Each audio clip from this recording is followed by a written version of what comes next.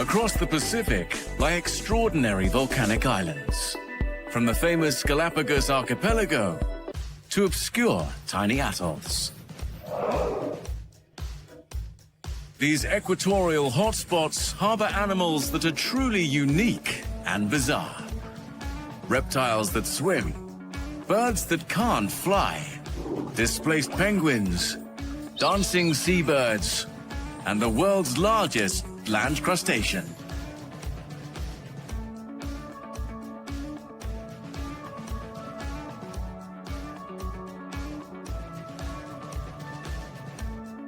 The Equator. The line of latitude that crosses 11 countries and 4 oceans. Here the Earth remains close to the sun all year round, dividing night and day into equal halves. Sitting on the equator is a group of 20 volcanic islands. These make up the famous Galapagos archipelago. 600 miles west of continental South America, these rich evolutionary melting pots are strongly influenced by 3 major ocean currents. Although the islands are dominated by cold water due to the Humboldt Ocean current from South America, it's tempered by a seasonal warmer current from the north.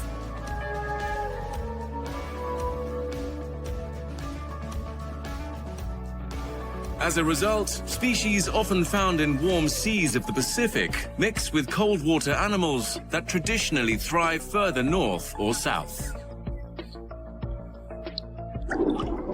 Penguins, sea lions, and albatrosses thrive in these cold water currents. Turtles, hammerheads, and exotic fish are found on the western side.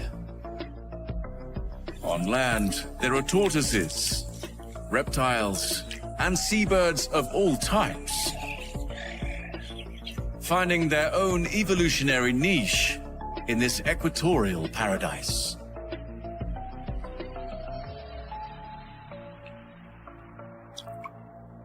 Galapagos animals are often not what they seem. Cormorants are highly adaptable hunters seen in many parts of the world. But here they are found on just 2 islands in the Western Reaches. And the Galapagos species is uniquely different. It can't fly. The lack of predators on these volcanic islands meant that the cormorants gave away the power of flight. Their wings are tiny and scruffy compared to their flying cousins. The breastbone has also lost its pronounced ridge, where well-developed wings normally attach.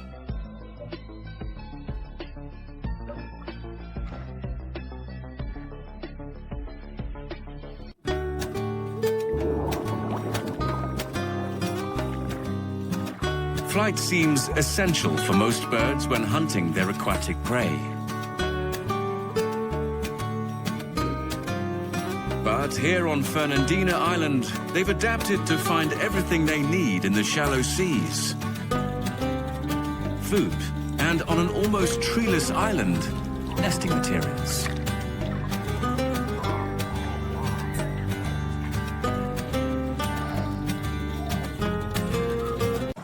Fresh seaweed takes the place of twigs and leaves. The female adds the seaweed to the nest she's building. When complete, it'll cushion the eggs from the jagged, hard volcanic rocks.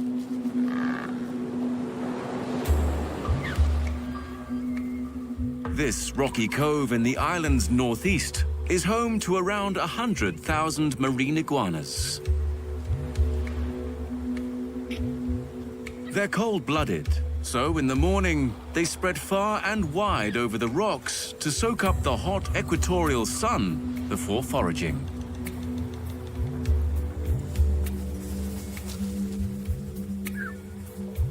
In the breeding season, the males will also engage in territorial fights while letting the females sunbathe unmolested.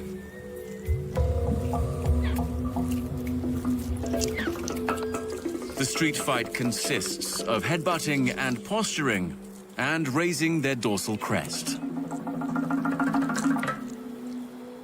They'll never actually bite each other. The loser carefully backs away,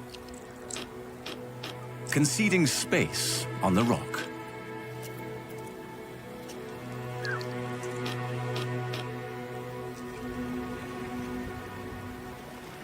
Eventually, the iguana's core temperature will be high enough for a dip in the ocean. Being cold-blooded means that heat needs to come from the equatorial sun.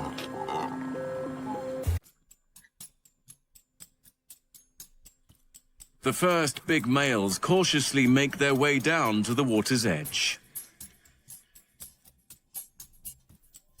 There's little vegetation, so through an extraordinary adaptation, they graze off the seabed instead.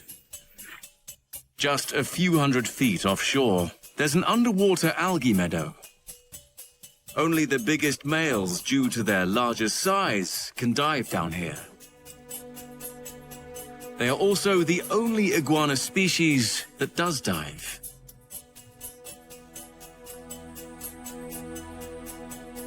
On land, the temperature varies between 69 to 84 Fahrenheit.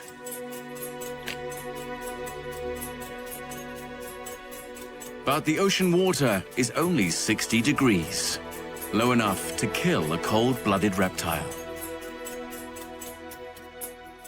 But the male has a couple of coping strategies.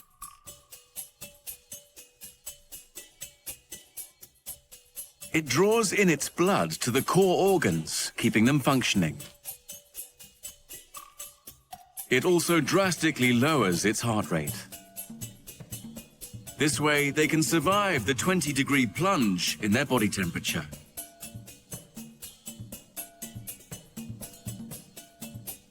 But 2 hours in the cold water is their limit.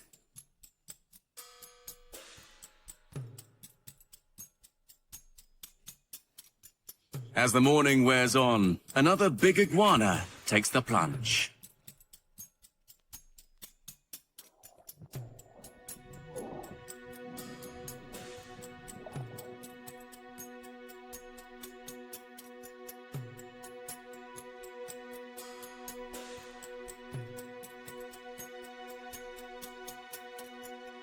He braces himself against the strong current with his long claws. He'll have to hang on tight. He can't afford to be washed out too far, because it's a race against time to eat before his body temperature gets too low. They are voracious. Luckily, the algae replenishes quickly in just a few days.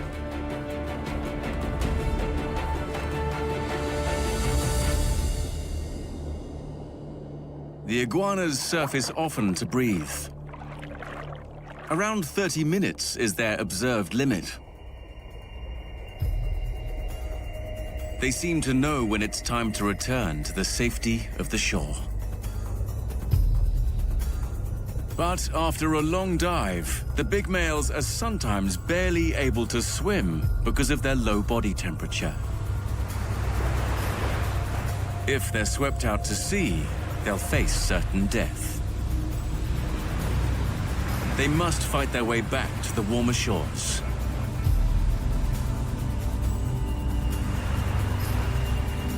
The male makes it back. But if these large males are the only ones who can feed underwater, how do the females and smaller males eat?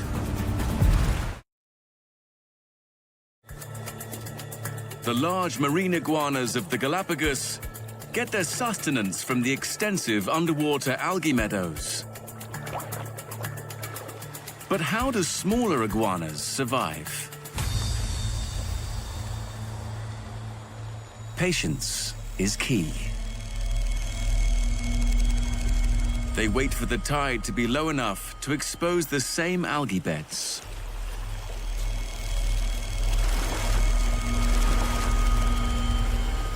But they too have a race against time before the turning tide.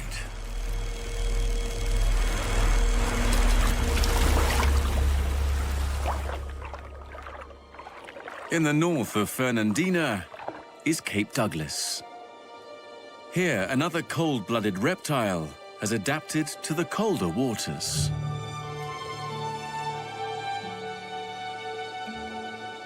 The Galapagos green turtle.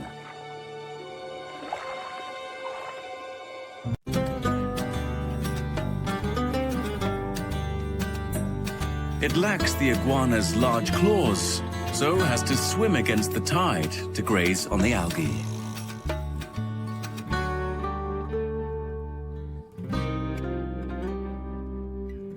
They're the only species to nest on the Galapagos beaches. The turtles are not the only unexpected immigrants here. On the central island of Santa Cruz, seawater mixes with fresh water to produce briny lagoons near the coast. Here, unlikely birds can be found wading. Flamingos.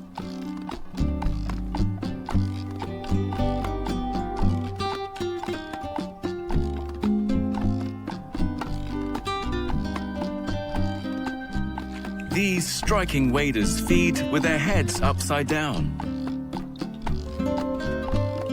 Their beaks are designed to separate mud and silt from the food they consume.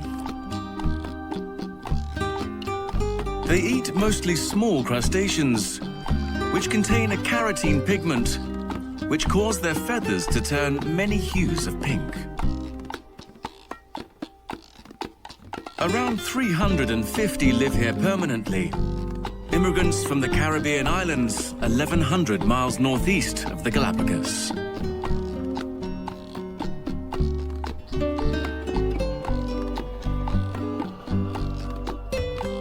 It's possible these birds arrived on the trade winds that only occur in the tropics. The Galapagos are positioned in a very unique location at the intersection of several ocean currents, combining with equatorial heat-driven surface temperatures.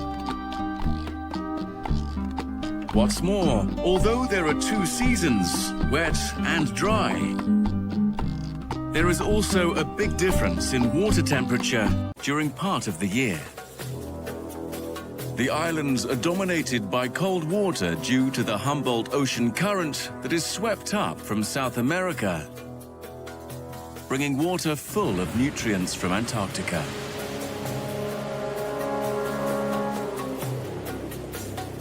A bonanza for the Galapagos animals.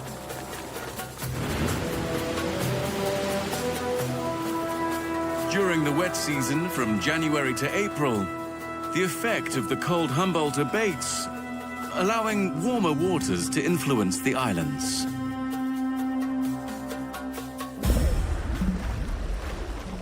The surface water can reach 77 degrees Fahrenheit.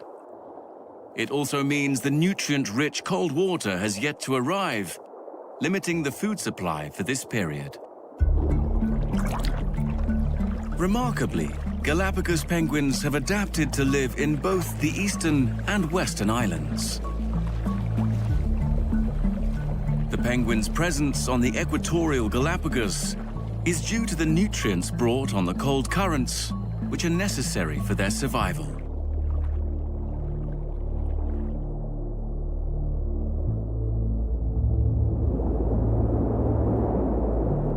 The Galapagos is home to some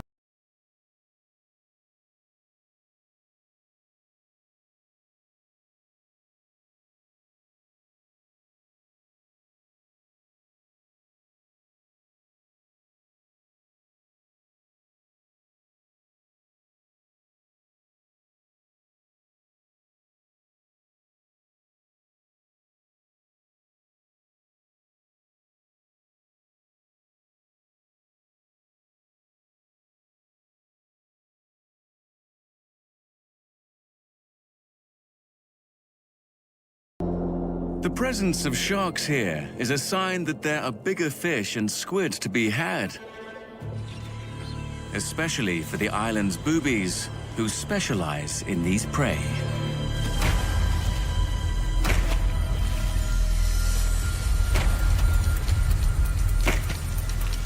The boobies catch their lunch by dive-bombing the water.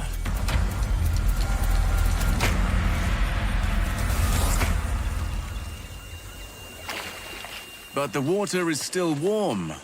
There's little reward for all their hard work.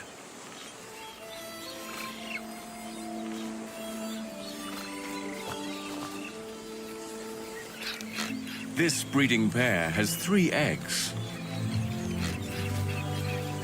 But there is only enough food for a single chick at the moment.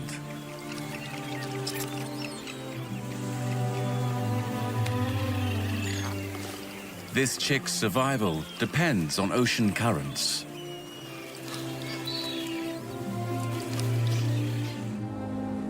The cold current that arrives in June is the result of a phenomenon called the equatorial trade winds. The rotation of the Earth creates these winds along the equator. This also induces a cold, deep undercurrent that travels eastwards towards the Galapagos west coast. They await this current, which is full of nutrients. Before that, the boobies have more immediate problems. Because they aren't the only hungry seabirds on the island. Their nemesis are the frigate birds. These feathered pirates steal the birds' food from right under them.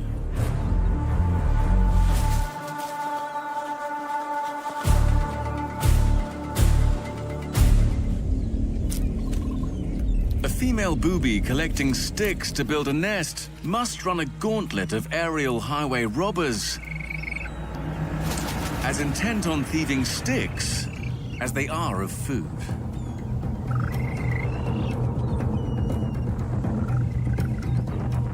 With a wingspan of more than 6 feet, the frigate birds are aerobatic aces. They can stay airborne for days and may even sleep while they're aloft. They're also able to steal sticks out of a booby's beak in midair.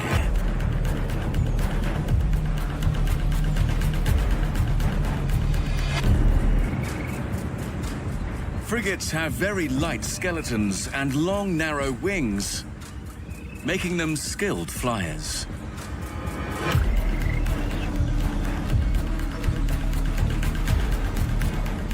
Eventually, the booby, realizing that the game is up, drops its stick. But the agile frigate bird just swoops it up.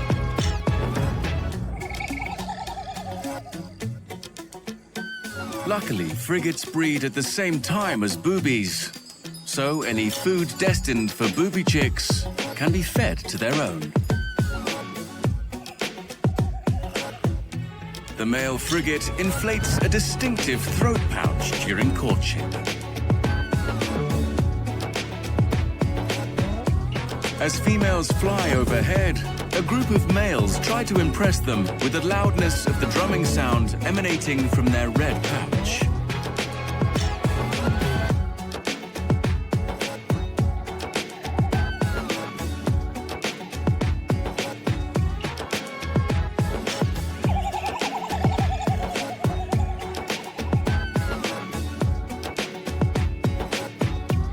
In the end, if the boobies do well, the frigates will too.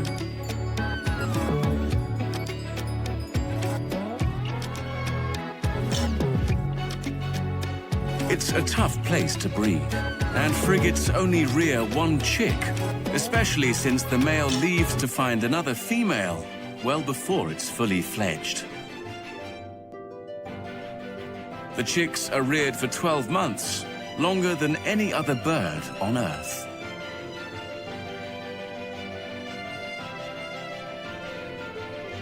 Some of the nutrients that provide for the seabirds in the waters of the Galapagos originate from a very far-off place. 5,000 miles west sits a tiny volcanic atoll, surrounded by an immensely rich reef. The nutrients that feed it come from the island's feathery residents. It's home to red-footed seabirds and the world's largest and most fearsome land crabs. The arid ecosystem of the Galapagos is very different to other equatorial islands in the Pacific Ocean. But there is one island thousands of miles west that is strangely connected thanks to the equator. Tiny Palmyra Atoll, situated between Hawaii and American Samoa, is devoid of humans and home to unusual creatures and plant life. Tall trees grow here, up to 100 feet in height. Very few volcanic islands of this size have large trees because of the poor quality soil. There is a giant creature here too, which is more the stuff of nightmares. The coconut crab. The male can lift as much as 60 pounds with legs that span over 3 feet wide.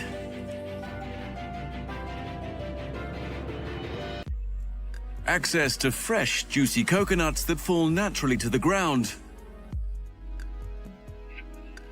makes them not just the largest land crabs in the world, but the largest land invertebrates. With massive front claws, they can exert over 700 pounds of force, almost as much as a lion's jaw. Stripping away white flesh from an open coconut with a little help from their friends. They have even been known to climb trees and cut them down.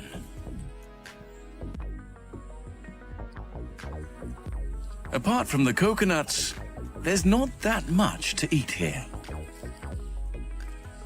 And crabs will consume anything that comes their way. They thrive on this uninhabited island because they have no predators. It's not totally peaceful here. Fights between the crabs break out from time to time.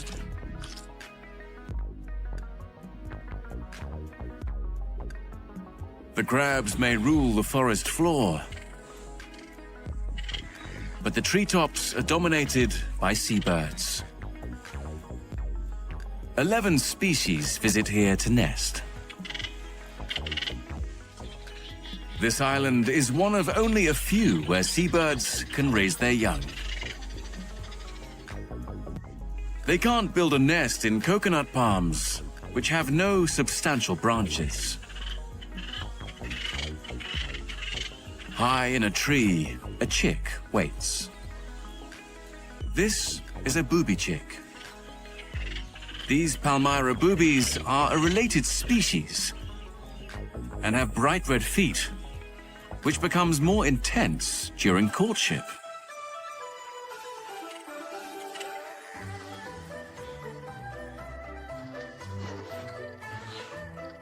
They may be perched next to an ocean, but the warm Pacific here lacks the smorgasbord the Galapagos boobies have around them.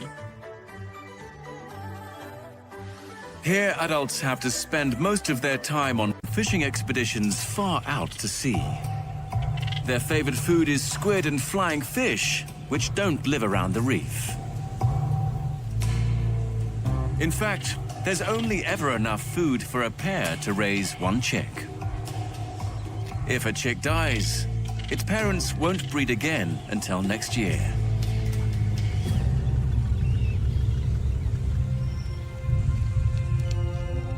But the dead booby chicks are quickly recycled. They're an alternative diet for the coconut crabs.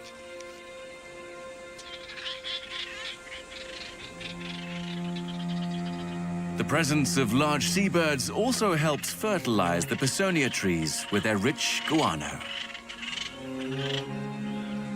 Just add water.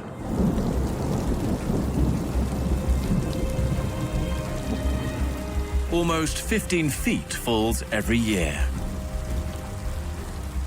But the island doesn't flood. It's made of porous coral sand, where rainwater quickly drains away. The crab breathes air through modified gills, but needs to keep them moist with its tiny leg, which catches drips. It also drinks some seawater to maintain its salt balance.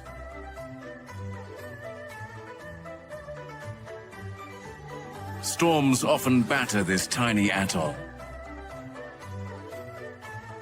There's no dry season here. Rain falls all year round.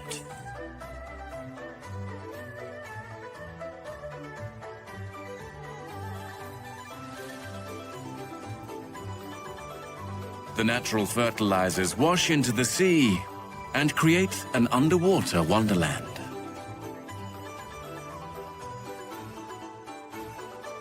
Without this, the waters would be barren of fish and other life forms.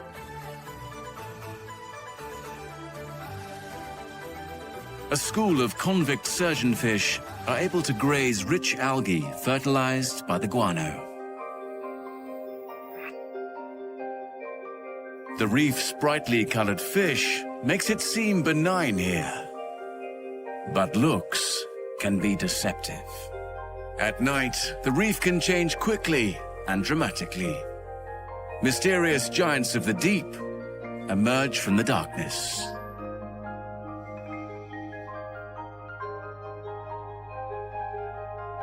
"5,000 miles west of the Galapagos is the Palmyra Atoll. Here, the sun is setting. At the equator next morning, the rays have gone out to the sea's main channel, and the reef comes back to life again. Palmyra's extensive coral ecosystem is thanks to a cold, deep ocean current.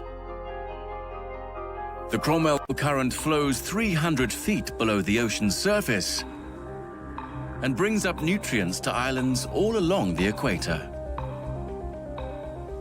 It biologically connects tiny atolls like Palmyra to the large archipelago of the Galapagos.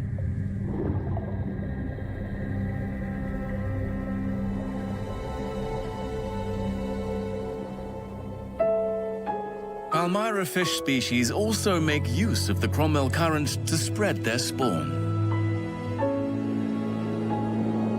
On the highest tide, fish release sperm and eggs. The eggs sink and are picked up by the Cromwell Current, and some may even be swept all the way to the Galapagos. Butterfly fish spawn can be washed away on this current too. But the conditions here are different. These tropical reef-loving fish have had to adapt to living in the colder waters off the Galapagos. Coral is less abundant here, so they have changed their behavior to become parasite feeders,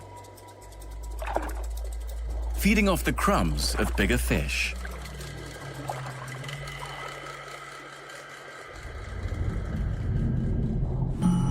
The seas around the Galapagos are full of food for seabirds. But oddly, not for the largest seabirds here, who choose not to feed in the local waters. The Galapagos is home to the only tropical species of albatross in the world.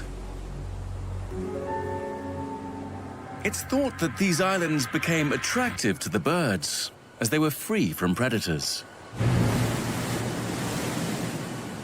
Under normal circumstances, they would be exposed, as albatrosses spend a lot of their time making ritual displays to each other. It's mating season. And two males fight over a female.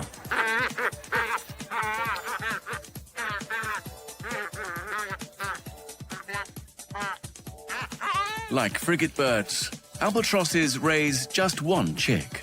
The task will take a pair nearly 9 months.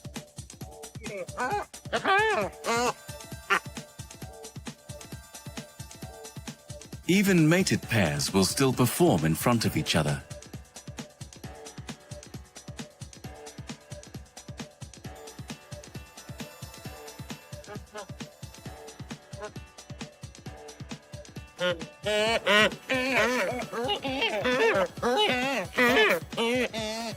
These rituals are very elaborate.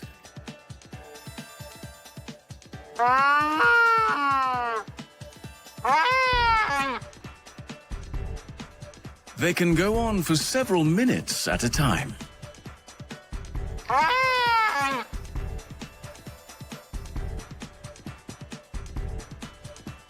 The albatrosses have made the islands their home. But strangely, instead of fishing in local waters, they fly 800 miles to catch their lunch.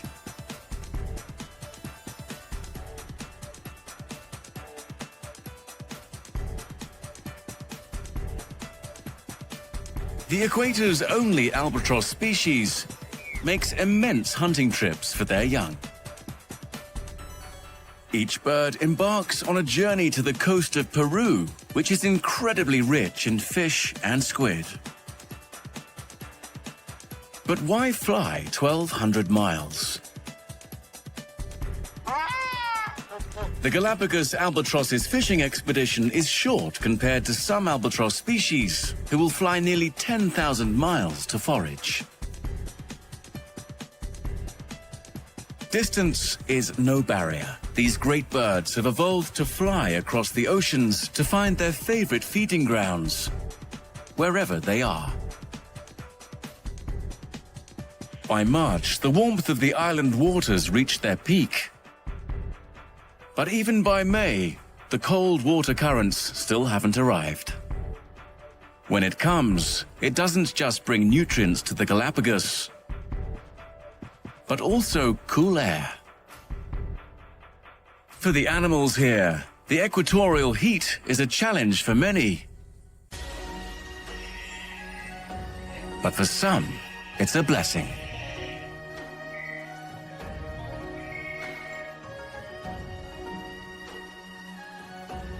For a big male iguana that has been feeding on the underwater algae gardens, the heat is essential. He's now so cold, he hasn't got the energy to digest the algae. So he must warm up again. It's only when his body reaches 99 degrees Fahrenheit that he can digest it. He presses himself against the hot rock to maximize the heat transference.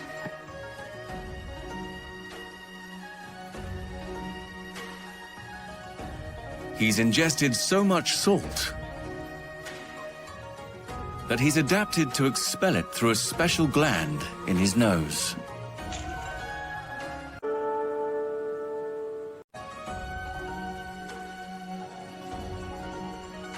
The birds choose this warmer season to produce their young.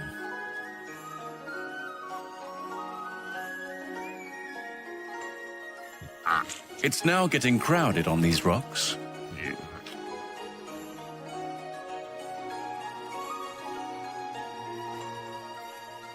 The volcanic rock radiates heat like an oven in the midday sun. All over the island are birds' nests. The parents of this cormorant chick are facing trial by sun. The ground temperature climbs past the high 90s. But the nesting adults and their chicks can't escape. The chick has learned to expel the excess heat like its parent. As the sun moves across the sky, the female booby turns to face away in time with the shifting light, creating a sundial effect around its nest.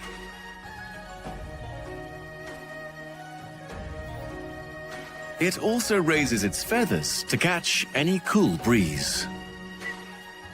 The chick tries to shelter in its mother's shadow. An albatross pants deeply to lose heat too. All they can do is wait for sunset for relief.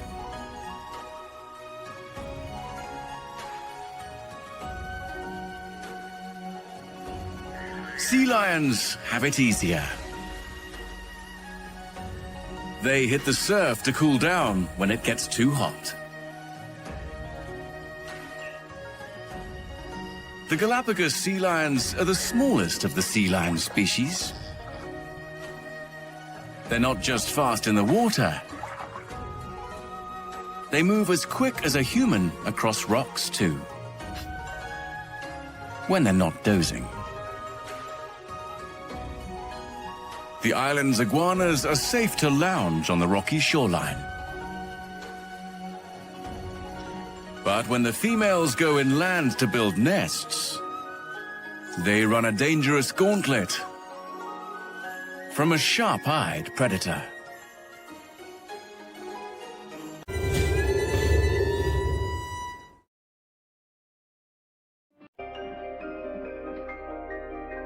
The Galapagos Islanders wait for a cool change to arrive on their shores, with much-needed fish and nutrients in its wake. Today, sunset grants the animals a temporary reprieve from the heat. The air temperature drops by about 15 degrees Fahrenheit. The cold-blooded iguanas now risk becoming too cool, but the seabirds will enjoy the relief.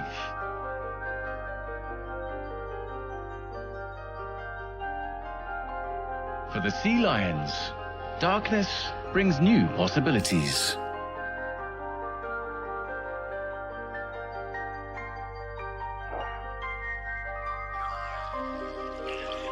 Sea lions like to hunt at night when the fish are dozing.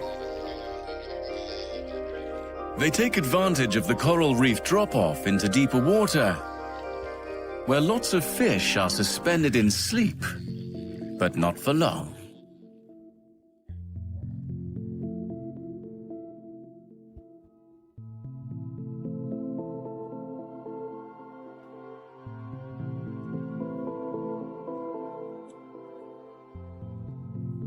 The next morning, there's a hint of change.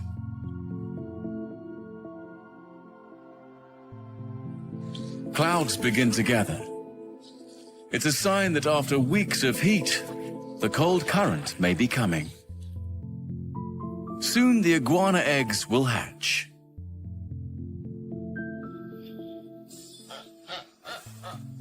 Finally, the seasons change. The cold water current arrives, signaled by heavy cloud overhead. As the hot equatorial sun interacts with the cold of the current, a dense mist forms, bringing cooler temperatures. The albatrosses are more comfortable now.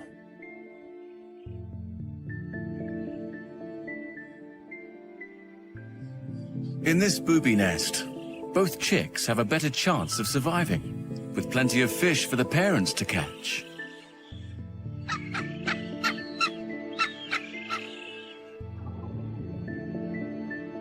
Native black-striped salimas benefit from the nutrient-rich current too.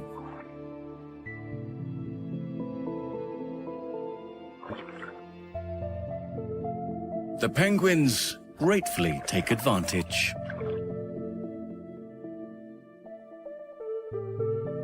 This year, at least, the animals will have plenty on the otherwise barren western Galapagos Islands.